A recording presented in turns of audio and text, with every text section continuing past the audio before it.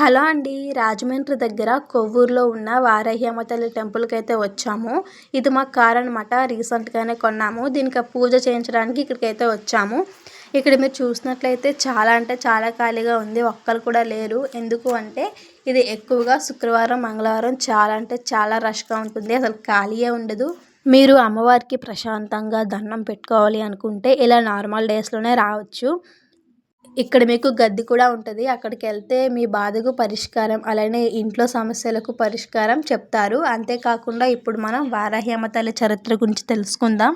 మార్కండేయ పురాణ ప్రకారం శ్రీ మహావిష్ణు వారాహ అవతారం నుంచి వారాహి అమ్మవారుగా ఉద్భవించారు. ఈ తల్లిని వరాలిచ్చే అమ్మవారుగా పిలుస్తారు. వారాహి అంటే భూదేవి అని కూడా అంటారు. ఈమె చాలా మహిమగల తల్లి అని కూడా అంటారు. మీలో ఎవరైనా రాజమండ్రి దగ్గర కొవ్వూరులో ఉన్న వారాహి తల్లి టెంపుల్కి వెళ్తే మన కామెంట్ సెక్షన్లో చెప్పేయండి. ఇంకొక వీడియోతో మళ్ళీ కలుద్దాం. అలాగే వీడియో నచ్చినట్లయితే లైక్ చేయండి. సబ్స్క్రైబ్ చేసుకోవడం మాత్రం మర్చిపోవద్దు.